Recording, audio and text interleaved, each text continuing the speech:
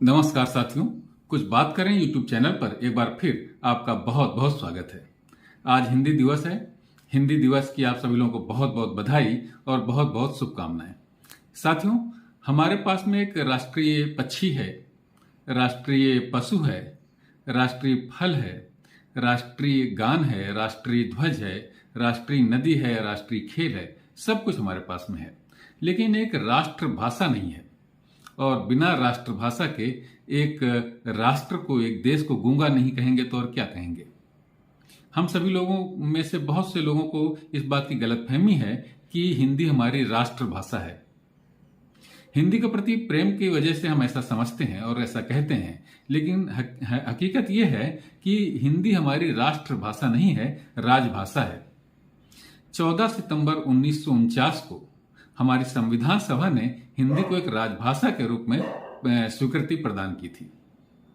इसलिए ये एक राजभाषा है, राष्ट्रभाषा नहीं है। साथियों, राष्ट्रभाषा हिंदी को बनने में बहुत सी अड़चने हैं, वरना अब तक तो ये राष्ट्रभाषा बन चुकी होती। लेकिन हिंदी को प्रारंभ से ही उस तरीके का सम्मान नहीं दिया गया जिस तरीके का सम्मान इसे मिलना चाहिए था। 15 अगस्त 1947 को हमारा देश आजाद हुआ और हमारे प्रथम प्रधानमंत्री महोदय ने जो अपना प्रथम भाषण राष्ट्र के नाम दिया, वो अंग्रेजी में दिया। उसे हम लोग ए ट्रिस्ट ऑफ डेस्टिनी के नाम से जानते हैं। इसे हिंदी में कहते हैं कि नियति के साथ साक्षात्कार। ये बहुत ही प्रसिद्ध भाषण है, लेकिन अंग्रेजी में दिया गया।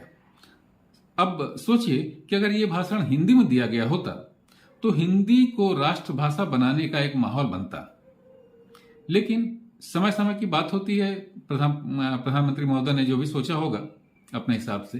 तो साथियों, एक आज हम जो इतना बड़ा राष्ट्र, इतना खूबसूरत राष्ट्र में हम रहते हैं, इसमें सब कुछ है, लेकिन राष्ट्रभाषा नहीं है इसके पास में। ये बहुत ही दुखद है। साथियों, हिंदी वो भाषा है जो हमारे देश में सर्वाधिक लोगों के द्वारा बोली जाती है। बहुत सुंदर भाषा है, संस्कृत से निकली हुई भाषा है ये, लेकिन इसमें वो मुलायमियत है कि इसमें तमाम भाषाओं के शब्दों को अपने अंदर समाहित किया। इसमें अंग्रेजी के भी शब्द इसमें हैं, उर्दू के भी शब्द इसमें हैं, और दूसरी अन्य भाषाओं के भी शब्द इसमें सम्मिलित हैं। और भी तमाम भाषाओं के शब्द अगर इसमें सम्मिलित होंगे तो हिंदी इसको स्वीकार करती चली जाएगी। हिंदी बहुत सशक्त भाषा है, इसका साहित्य बहुत समृद्ध है, और हम आज़ादी के आंदोलन में हिंदी जो भाषा है, इसमें लिखे गए उपन्यासों ने, इसमें लिखी गई कहानियों ने, इसमें लिखे गए गीतों ने, कविताओं ने बहुत बड़ी भूमिका निभाई है। तो हिंदी इस बात के लिए पूरी तरीके से योग्य है कि इसे हम सम्मान दें भारतवर्ष की राष्ट्रीय भाषा के रूप में। लेकिन साथियों, जिस देश में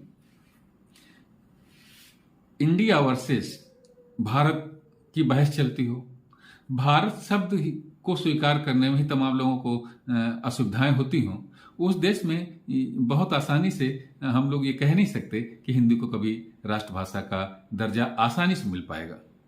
हमारी उम्मीद है कि आने वाले समय में कुछ ऐसा माहौल बनेगा देश में जिससे कि हिंदी को राष्ट्रभाषा का दर्जा प्राप्त हो सकेगा।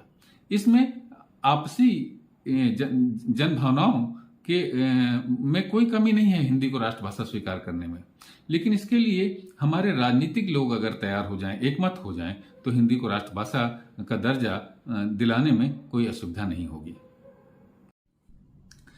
साथियों, जब हम हिंदी को राष्ट्रभाषा का दर्जा दिलाने की बात करते हैं तो इसका तात्पर्य ये बिल्कुल नहीं होता कि हम देश में बोले जाने वाली किसी भी भाषा को हिंदी से कम सम्मान देने की बात करते हैं। लेकिन एक राष्ट्र की एक भाषा तो होनी ही चाहिए।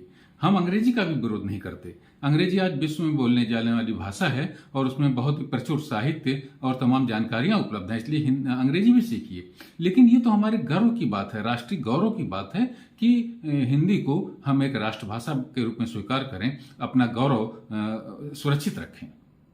तो साथियों, आज की चर्चा में बस इतना ही। कल किसी और मुद्दे पर आपसे बात करूंगा। तब तक के लिए जय हिंद, वंदे मातरम।